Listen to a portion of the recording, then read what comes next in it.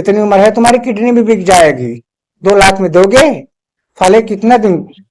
बस यही सब कहते सर। तो कहाँ लेके चले गए सर, नदी उदी पार करके, आपको कुछ समझ में नहीं आ रहा था। जब हम बोलने की बात करते कोई तो जरा से हर बात पे मारते थे, हर बात पे मारे। उसका कहे अपने घर से पैसा मंगवाओ, 50,000 रुपए मंगवाओ, हाथ पे मारते थे। कपड़ा उतार के कहे पहले पानी में हलाओ, पानी में हला देते, हला देते हमको। उसके बाद फिर हर बात पे मारते थे। हमारे सीधा अपने प्रतापगंज चौकी पहुंचे, अपनी चौकी पे सारी बात बताई। लेकिन चौकी वाले उनको पकड़ के लाए थे, गाड़ी भी हमारी लाए। उसके बाद जो है चौकी वाले क्या किए क्या नहीं किए, हमसे बोल रहे थे सुलहनामा कर लो। सर हम किस बात पे सुलहनामा कर? 8 दिन बीत जाने के बाद भी नहीं दर्ज हुई पिकअप लूट की रिपोर्ट। सुल्तानपुर कोतवाली देहात थाना क्षेत्र के नारायणपुर गांव के पास से 24 जनवरी को वाहन चालक को बंधक बनाकर पिकअप की लूट करने वाले आरोपियों के खिलाफ पुलिस ने केस नहीं दर्ज किया है। पुलिस ने लूटा गया वाहन को बरामद कर लिया, लेकिन आरोपियों के खिलाफ विधिक कार्रवाई नहीं की। पीड़ित पक्ष ने पुलिस अधीक्षक से केस दर्ज कराने की मांग की है।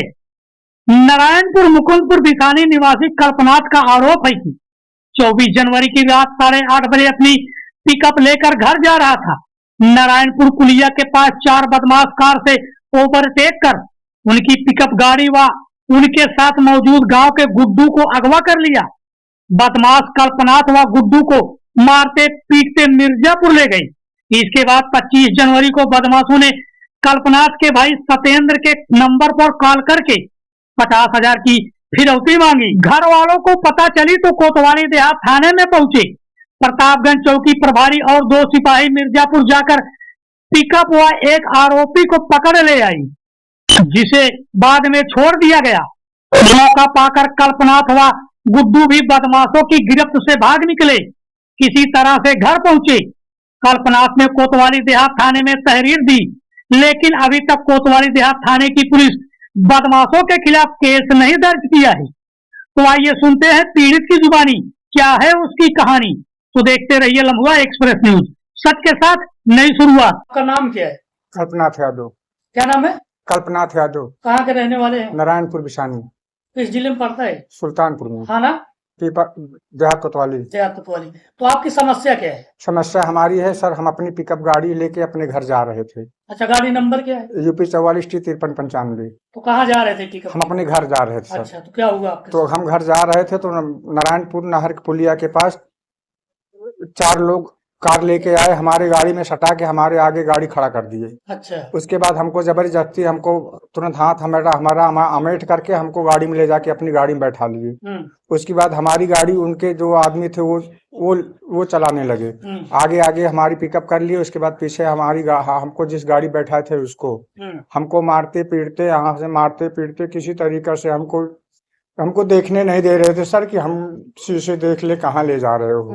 हमको किसी तरीके से हमको ले जाके फिर वहां बोले प्रयागराज के रास्ते से फिर सीधा हमको मिर्जापुर लेके चले गए। कहाँ लेके चले गए सर, नदी उदी पार करके, हमको कुछ समझ में नहीं आ रहा था। जब हम बोलने की बात करते कोई तो जरा से हर बात पे मारते थे, हर बात पे मारे। उसका कहे अपने घर से पैसा मंगवाओ, 50,000 रुपए मंगवाओ। अच्छा, वो किस चीज का पैसा मांग रहे थे? वो कुछ नहीं कह रहे थे सर, यही कह रहे थे पैसा मंगवाओ, तुम हमारी गाड़ी में लड़ा दियो। लेकिन हमारी गाड़ी सर कहीं देख लीजिए, आप चेक कर लीजिए, कहीं हमारी गाड़ी कोई ऐसी बातें नहीं है। अच्छा। हम कुछ समझ नहीं पाते थे, हर बात पे हमको मारते थे। उसके बाद ले जाके एक जगह हमको कहाँ बैठाए, कमरा बना हुआ था तो वहां ले जाके हमको बैठा दिए।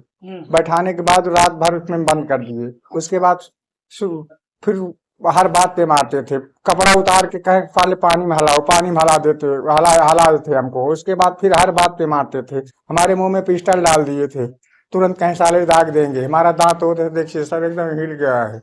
हर बात हमको कहते थे तुम पैसा मंगवाओ। तो हमारी बीवी से बात करवाया, हम वहीं बैठे थे सर, लेकिन हम बीवी हम डर के मारे कुछ कह नहीं पा रहे थे। कोई बात हो हर बात पे मारते थे। तो हमारी बीवी से क्या बात हुई क्या नहीं, एक पैसा, तो हमारी बीवी बोली कितना पैसा साहब, हम गरीब आदमी है कहाँ दे पाएंगे। लेकिन फिर मारते ही हर बात पे फिर मारते थे, साले जो हम कहें वही करो।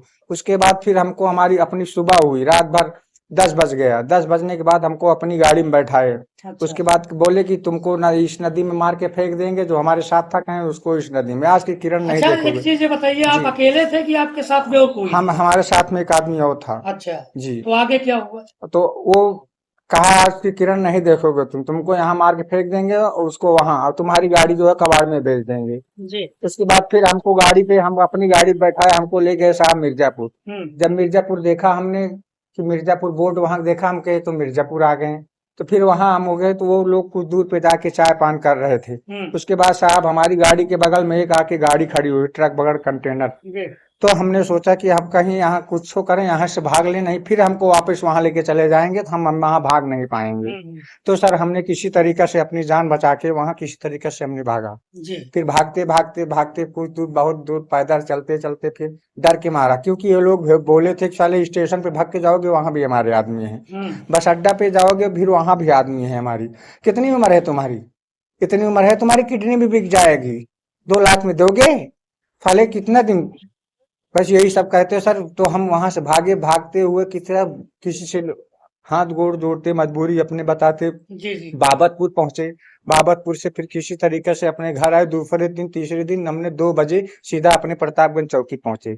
अपनी चौकी पे सारी बात बताई, लेकिन चौकी वाले उनको पकड़ के लाए थे, गाड़ी भी हमारी लाए। उसके बाद जो है चौकी वाले क्या किए क्या नहीं किए, हमसे बोल रहे थे सुलहनामा कर लो। सर हम किस बात पे सुलहनामा कर लें, हमारे साथ जो इतनी बड़ी घटना किए हम कैसे सुलहनामा कर लें। अच्छा, चौकी वाले जो आपको उठाकर ले गए थे उनको भी पकड़ के चौकी पे लाए? जी जी जी, एक आदमी को लाए थे सर। जी। तब क्या हुआ? कुछ नहीं सर, उनको बस हुआ लाए बैठाए थे। उसके बाद शाम को हमने गया चौकी, पूछने लगा हम के सर क्या हुआ क्या नहीं, हमारी तारीख लिखी गई कि नहीं, कैसे हुआ क्या नहीं। कहें उसको बैठाए थे, कब तक बैठाएंगे, उसको छोड़ दिए। तुम सुलहनामा नहीं किए। हम के साहब कौन बात की सुलहनामा करी, कौन बात पे करी बताऊं, हमारे साथ इतने इतनी घटना के, हमारे साथ इतना हमका प्रताड़ित के हैं, हम हमेशा बाल उचारते थे, हमेशा मारते थे, हम कैसे सुलहनामा करें।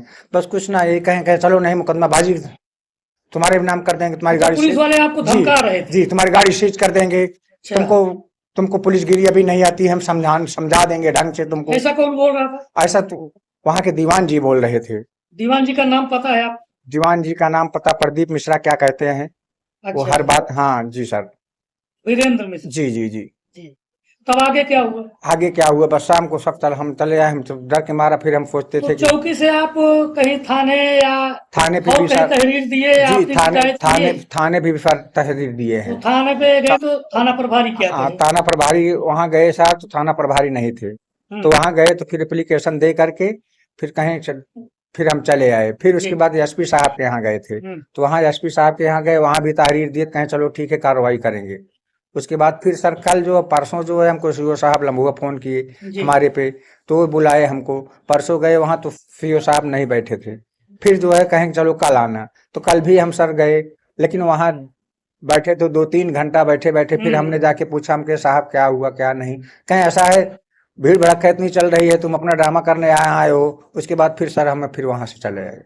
जी। तो अभी आप चाहते क्या है? हम चाहते हैं सर कि हमारे साथ न्याय हो सर, हमारी FIR दर्ज की जाए, उन मुजरिमों को सजा मिले।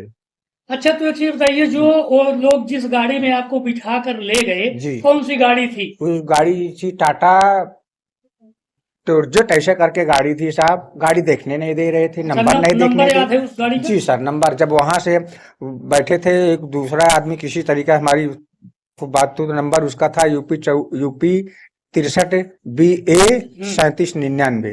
जब हमने किसी तरीका से अपने गांव जहां लोकेशन जाने लगा तो वो उसके लिए भी मारते थे, साले तुम पुलिस केस कर रहे हो हमको, वहां पर तुमको अभी बताते हैं। बहुत सर प्रताड़ित करती थे, इतना बाल उतारे बार बार में, जाबान खींचते थे, कान उखाड़ते थे, पुलात से मारते थे, ऐसे मारते थे गिर जाते थे साहब, हम हमारे छाती पे चढ़ते थे साहब, बहुत मजबूर थे। कितनी व्यथा बताने के बावजूद भी आपका मुकदमा पंजीकृत नहीं किया गया? जी नहीं, कोई सुनवाई नहीं। जी जी। तो अगला कदम आपका क्या होगा? हमारा कदम यही है सर, हमारे साथ न्याय होना चाहिए साहब जी, ताकि वो अगला किसी के साथ ना करे। नहीं, उनका लबक्का बढ़ जाएगा, वो किसी के साथ कुछ भी कर सकते हैं। अगर हम अपनी जान बचा के नहीं भागे होते तो हम सर वापिस ना आते, हमको पूरा आभास हो गया था सब मार देंगे हमको। जी जी। चलिए ठीक है, धन्यवाद।